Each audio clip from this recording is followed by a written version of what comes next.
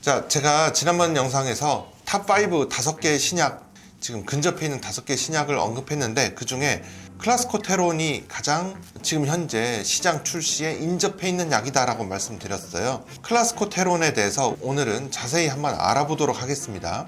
클라스코테론은 무려 30년 만에 등장하는 남성형 탈모의 새로운 치료 기전을 가진 약물 후보입니다. 아직 나오진 않았기 때문에 가장 근접한 신약 후보지만 아직은 정식 선수는 아니고 후보 선수입니다. 지금까지 이 안드로겐 유전성 탈모증은 항상 우리가 얘기하듯이 미녹시딜, 그 다음에 피나스테리드, 두타스테리드 이 양축으로 이루어졌는데요. 클라스코테론은 완전히 다른 접근입니다. 이미 이 약은 특이한 게 여드름 치료제로는 FDA 승인을 받아서 사용되고 있는 약이고, 탈모에서는 3상 연구가 진행되고 탑라인까지는 이미 리포트가 되어 있는 상태입니다. 클라스코테론 5% 솔루션이거든요. 근데 이게 1%짜리는 윈레비라는 여드름 크림이에요. 크림. 2020년도에 이미 FDA 승인을 받아서 윈레비라는 상품명으로 여드름 약으로 시판되고 있는 거고요. 여기서 이제 제가 1%짜리 크림이라고 했거든요. 이걸 또 눈여겨보셔야 됩니다. 왜냐면 1%짜리 크림인데 탈모 치료제는 5%이고요. 용액입니다. 솔루션이고요. 하나는 크림, 하나는 솔루션이니까 이 제형이나 농도가 전혀 다른 계열이 맞다라고 생각하셔야 됩니다.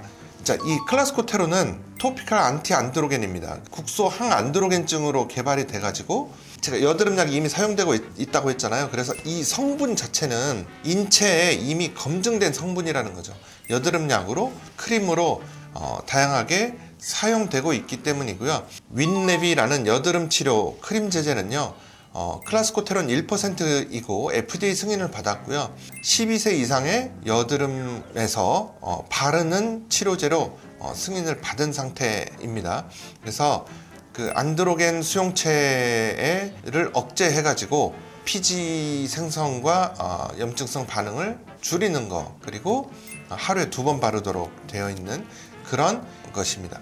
근데 이제 클라스코테론은 왜 그러면 여드름 약이 1%짜리가 먼저 상용화가 되고 이 탈모약은 나중에 나왔느냐? 여드름은 안드로겐의 그 신호 전달이 되게 중요합니다. 그래서 국소적으로 약을 발랐을 때 안드로겐 수용체가 차단되는 것이 논리적으로 되게 쉽게 이해가 되는 거죠. 그래서 이거를 쉽게 승인을 받았습니다. 2020년도에 미국 FDA 승인을 받았고요.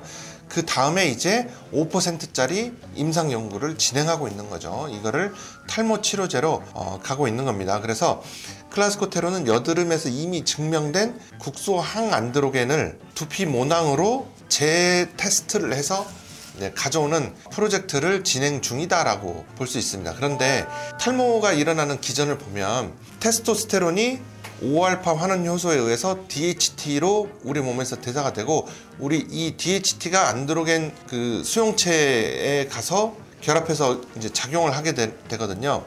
그런데 이 5알파 환원 효소를 억제하면 DHT의 혈중 농도를 낮춰주는 것이 기본적인 우리가 가지고 있는 탈모 치료의 기전이었단 말이에요. 대표적인 게 피나스테리드, 두타스테리드.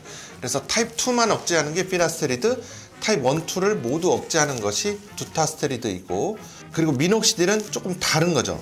혈관을 확장시켜주고 그럼으로써 이 모발의 성장을 촉진시켜주는 그런 축이었는데, 클라스코테론의 포지션은 뭐냐?